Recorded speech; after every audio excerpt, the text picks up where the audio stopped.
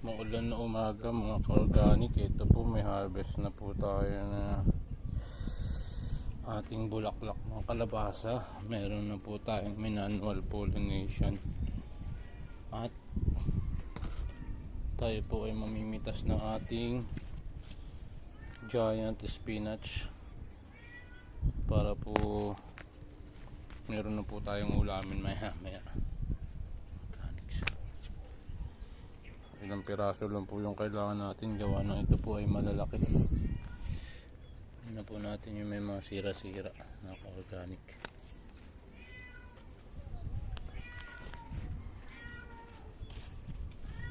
Mahaba na po ito na organic. Medyo may edad na yung kunin natin. Malakas yan.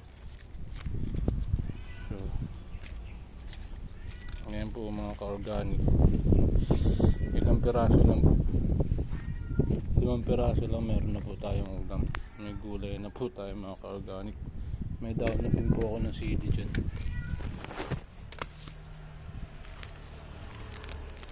Siguro 10 dahon lang nito mga ka-organic, nitong giant spinach ko, alakbate.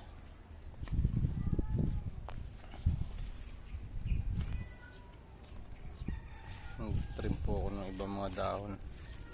So yan po, papamigay na po natin yung ibang mga shoots kapag lumaki na po sa mga organic.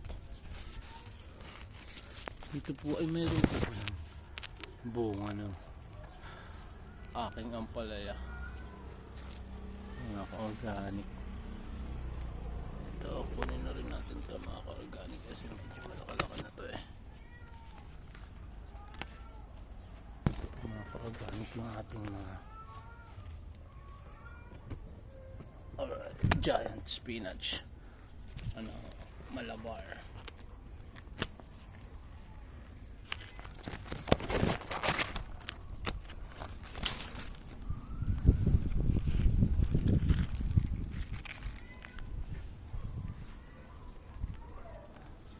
Ito mga organic, may ulam po tayo.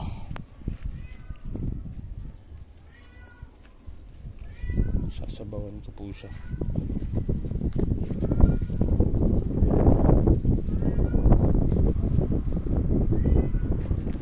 Mga organic, namumulaklak na rin po yung ating kamatis. Yung 2 kamatis dito sa aking paligid. Sisimula na po sila. Ayan, antayin na po tayong bulaklak ay bunga. Mga organic, papupit muna tayo dito sa baba.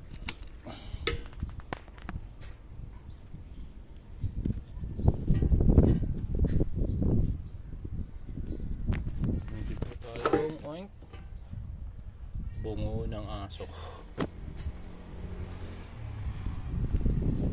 Mga organic. So meron na po tayong ulam mga organic.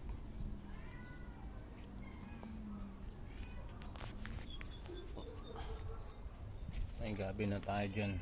Ayan. Sili po natin, kakapurun ko lang.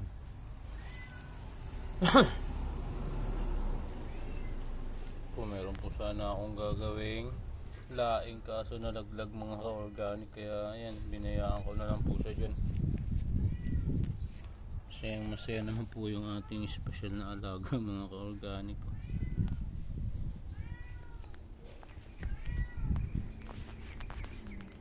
Yung ating mulberry.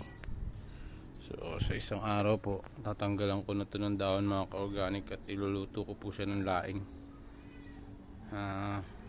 Gagawa po ng video habang niluluto po yung laing niya, pero kailangan po muna maibilad ng 2 araw mga ka-organic. Ayan po, naglalabas na po siya ng bunga mga ka-organic. Ayan na po siya, parating na po ang kanyang mga bunga.